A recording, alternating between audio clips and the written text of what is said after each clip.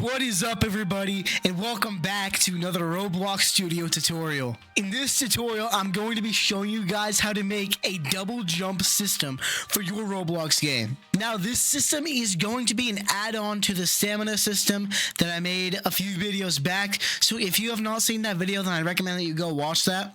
And of course, if you don't want to watch that, I will leave this script in the description for you to use. But I highly recommend that you do go watch that video and you do stick around and watch this video so you can learn to continue your development journey. But now, with all that being said, let's get into this tutorial. Alright, so going from where we left off in like the last tutorial, we should have this stamina system like GUI thing, or whatever I named it in the last video. But we should have this GUI with this script and this stamina bar. And if we go inside the script, we should have all these functions with all these variables, and it should look something similar to mine. But now what we're going to do is we're going to add in a few more variables. I'm going to add in a variable called local jump increment. This is going to be how much we want our stamina to go down whenever we jump. I'm just going to have this be 10. And then we're going to make another variable called local can jump. And we'll just have that equal to false. And whenever we jump, so right here in this state change function, right next to where we stop the animation, we can say can jump is equal to true. And right here as well, we can say can jump is equal to true. And then we're going to say just else can jump will be equal to false. All right, so now what we're going to do is right beneath this function, we're going to say user input service dot jump request and connect function. Then we're going to say if can jump is equal to true and stamina is greater than or equal to the jump increment, then we can say can jump is equal to false, stamina minus equals the jump increment. And then what we'll do is we'll say we're going to create a body velocity. So instance.new body velocity, body velocity, there we go.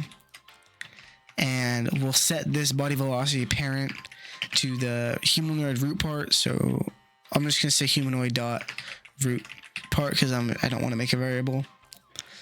And body velocity dot max force is going to be equal to vector3 dot new 99.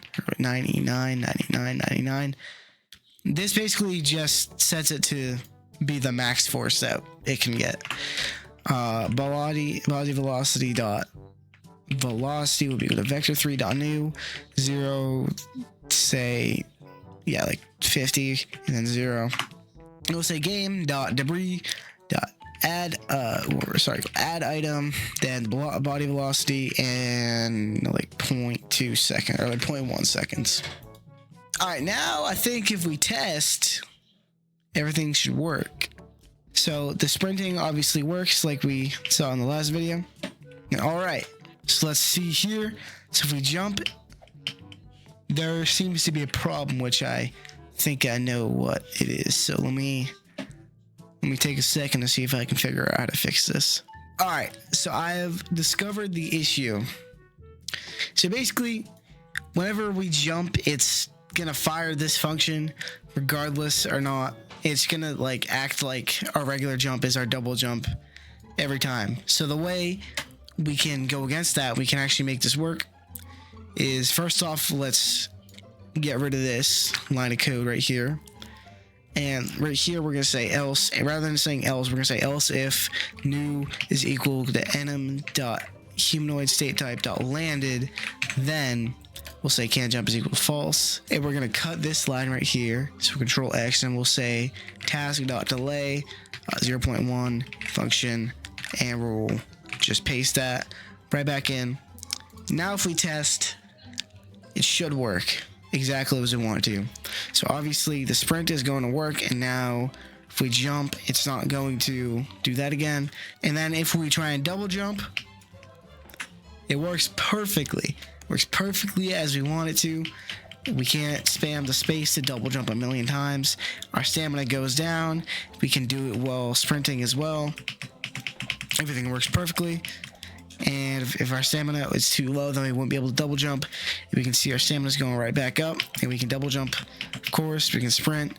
Everything is working exactly as we want it to. Alright guys, that is going to do it for this video.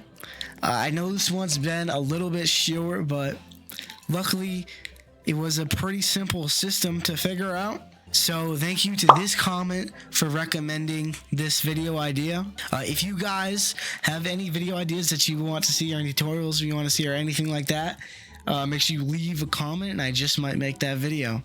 But yeah, no, thanks again if you made it to the end of this video. It would mean the world to me if you could like and subscribe. I always appreciate anything like that. And yeah, that's gonna do it for this video. Thanks once again for watching, and I'll see you guys in the next one. Goodbye.